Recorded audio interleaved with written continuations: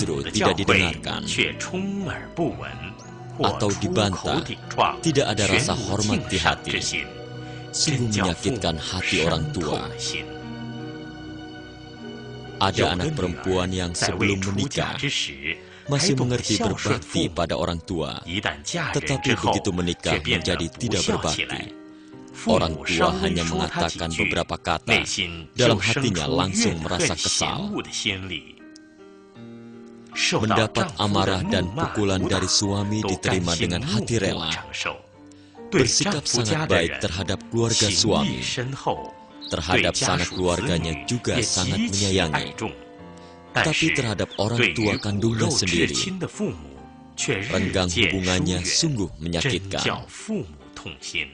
Ada juga anak perempuan yang tidak berbakti, mengikuti suami pindah ke tempat lain, meninggalkan orang tua di kampung, sedikit pun tidak memikirkannya.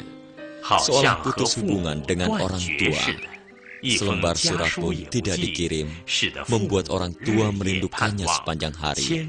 Selalu khawatir, makan pun tidak enak, seperti digantung terbalik rasanya. Rindu orang tua terhadap anaknya tidak ada akhirnya. Kasih sayang orang tua pada anaknya sungguh mengagumkan dan tidak terbatas. Sungguh sulit digambarkan. Bila anak tidak berbakti, dosanya mesti mengungkap penyesalan pada Tuhan. Belum tentu bisa tercuci bersih. Setelah Sang Buddha selesai menjelaskan 10 budi orang tua, semua merasa sangat sedih dan sakit hati. Berdiam diri, ada yang terus bersujud kepada langit, ada yang memukuli dadanya penuh penyesalan, ada yang karena terlalu bersedih, dari semua pori-pori tubuhnya mengalir darah segar, karena nafasnya tersengal lalu pingsan. Tak lama kemudian, para murid pun sadar dan mulai meratap. Betapa sengsaranya. Orang tua demi anak-anaknya benar-benar sangat sengsara. Seru membuat orang sakit dan bersedih. Anak yang tidak berbakti sungguh menyakitkan hati orang tua. Coba kita berpikir kembali, dulu kita orang yang berdosa. Saat itu kita seperti dewa malam, berkeliaran dari timur dan barat, melewati hidup dengan nikmat, tidak pernah terpikirkan betapa besar dosa diri sendiri. Setelah mendengarkan penjelasan Sang Buddha, seolah bangun dari mimpi, sungguh-sungguh menyesali perbuatan masa lampau, memikirkan diri yang tidak berbakti ini. Sungguh, hati menjadi remuk, badan seperti terbakar. Mohon kepada Maha Guru, kasihanilah kita yang bodoh ini. Berilah kesempatan untuk bertobat. Mohon beritahu dengan cara apa baru bisa membalas budi orang tua. Sang Buddha memakai 8 cara unik untuk menjelaskan pada murid-muridnya. Kalian tahu budi orang tua demikian luhur. Sekarang saya akan jelaskan pada kalian. Bila ada seseorang di sisi kiri memikul ayahnya, di sisi kanan juga memikul ibunya, berjalan mengelilingi gunung Sunyi, pikulannya membuat kulit dan daging terluka, hingga tembus ke tulang tapi tidak mengeluh. Darah segar mengalir membasahi mata kaki. Dengan cara begitu, setelah miliaran kalpa, tetap tidak dapat membalas budi orang tua. Bila ada orang lahir pada masa penuh bencana, demi tidak membiarkan orang tua kelaparan, memotong daging yang ada di tubuhnya, dipotong tipis-tipis untuk makan orang tua. Meski ada hati berbakti seperti ini, setelah miliaran tahun, tetap saja sulit untuk membalas budi orang tua. Bila ada seseorang demi memohon kedamaian dan panjang umur bagi orang tua, mencolok matanya sendiri untuk dipersembahkan pada Buddha, demikian setelah melalui miliaran kalpa, tetap belum bisa membalas 1/10.000 budi orang tua. Bila ada seseorang demi orang tuanya, menggunakan pahat untuk mengorek hatinya, hingga darah mengalir membasahi bumi, tidak takut akan semua penderitaan ini. Hal ini setelah dilakukan hingga miliaran kalpa, masih belum bisa membalas budi orang tua. Bila ada anak yang demi orang tuanya rela menerima tusukan ribuan pisau tajam dan panah, serentak dihujamkan pada tubuhnya sendiri, menghujam dari segala arah hingga miliaran kalpa, masih belum bisa membalas budi orang tua. Bila ada seseorang demi memohon kedamaian dan usia panjang bagi orang tuanya, membakar tubuhnya sendiri untuk menyalakan pelita bagi Buddha, tetap saja, meski dilakukan miliaran kalpa, tetap saja tidak dapat membalas budi orang tua. Bila ada orang yang demi membalas derita orang tua, bekerja keras hingga daging dan tulangnya hancur, meski dilakukan hingga berkalpa-kalpa, tetap belum bisa membalas budi orang tua. Bila ada seseorang yang karena ingin berbakti, mewakili orang tua menelan pil besi yang panas, seluruh tubuh terluka bakar dan hangus.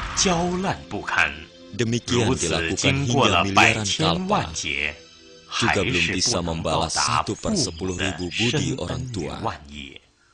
Setelah mendengar penjelasan Sang Buddha mengenai budi orang tua, semua mencucurkan air mata. Hati sakit seolah diiris pisau.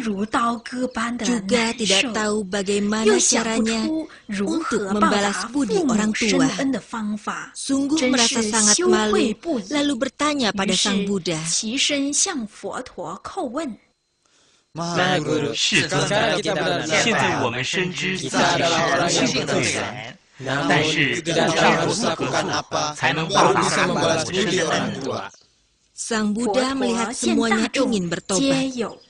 Dengan gembira memberitahukannya, bila ingin membalas budi orang tua, minimal melakukan 6 hal demi orang tua. Pertama, menyalin kitab suci ini. Kedua, membaca kitab suci ini. Ketiga, menyesali semua dosa-dosa yang diperbuat. Keempat, senantiasa setulus hati memuja terhadap Triratna. Kelima, harus menerima Atasila. Keenam, banyak berdana dan melakukan perbuatan baik. Bila keenam hal ini bisa dilakukan, maka disebut anak berbakti. Bila tidak, merupakan penghuni di neraka. Lalu Sang Buddha berkata lagi pada Ananda dan temannya, orang yang tidak berbakti pada orang tua setelah meninggal akan jatuh di neraka besar Aviji. Neraka ini panjangnya utara, selatan, dan timur barat masing-masing 32.000 km. Sekelilingnya berdinding besi dan juga ada jalan, sehingga tawanan tidak mungkin melarikan diri. Lantainya terbuat dari papan besi yang dipanasi oleh api. Di mana-mana kilat dan petir. Juga terlihat lahar tembaga dan besi yang dikuyur pada tubuh manusia. Terlihat ada anjing dan ular besi yang menyemburkan api mengejar tawanan. Setiap pendosa dibakar hingga badan melepuh. Deritanya sulit dikatakan. Di sekeliling tembok bergantungan berbagai senjata tajam. Di lantai juga bertebaran kapak dan martil besi, tombak panjang, gunung golok, pohon pedang, dan alat siksa lainnya. Setiap saat bisa digunakan untuk menghukum terhukum. Terhukum di neraka akan menerima ribuan penderitaan tanpa henti. Juga tidak tahu harus melewati berapa kali hukuman. Kendati pun pernah menjalani hukuman di neraka ini, akan dihukum ke bagian neraka yang lain. Di atas kepala dipakaikan mangkuk penuh api, juga harus merasakan penderitaan dilindas bolak-balik kereta besi. Organ dalam tubuh, tulang patah, daging dan kulit pun hancur. Dalam sehari harus mengalami penderitaan mati hidup beribu-ribu kali. Sungguh mengenaskan. Semua terhukum di neraka adalah orang yang durhaka semasa hidupnya. Baru akan menjalani siksaan seperti ini, penderitaan beratus-ratus kali. Setelah selesai mendengarkan penjelasan Sang Buddha, semua merasa malu. Dengan sedih dan menangis, bertanya pada Sang Buddha,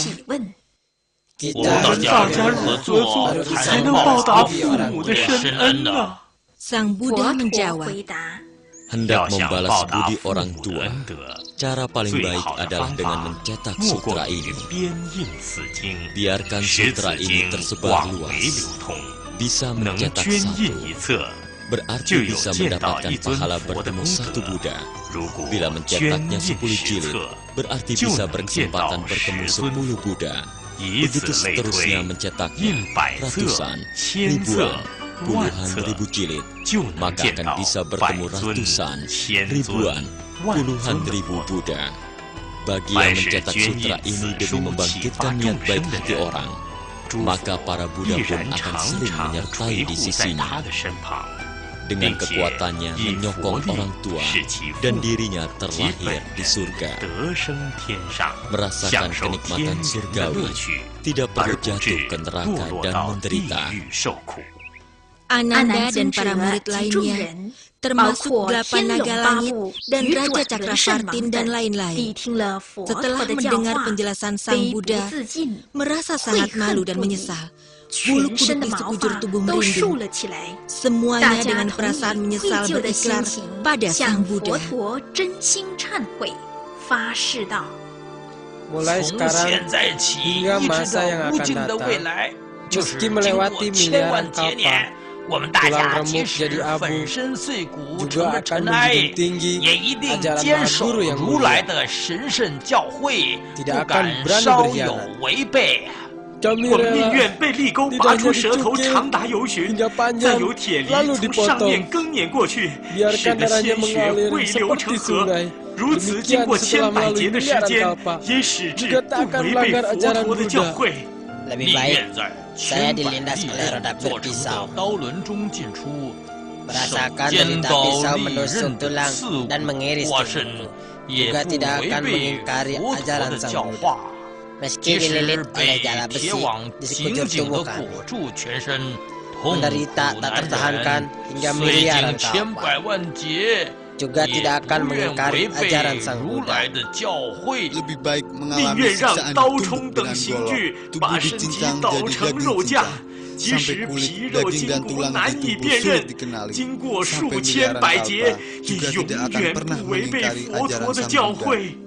Lalu Ananda bangkit dari duduknya. Dengan hormat berkata kepada Sang Buddha, Mahaguru, sutra ini apa namanya? Supaya mempermudah kami semua mengikuti ajarannya. Sang Buddha lalu memberitahu pada mereka, sutra ini disebut sutra budi orang tua sulit dibalas. Kalian hendaknya senantiasa mengingat dan menyebarkannya. Pada saat itu, Ananda, para murid lain dan 8 naga langit serta lainnya, setelah mendengarkan pembabaran Dharma Sang Buddha, pikiran tersadarkan, hati pun gembira. Setiap orang bertekad selama hidupnya akan menjalankan ajaran Buddha, menjadikan berbakti dan hormat sebagai landasan pekerjaan. Lalu semuanya memberi hormat pada Sang Buddha dan mengundurkan diri.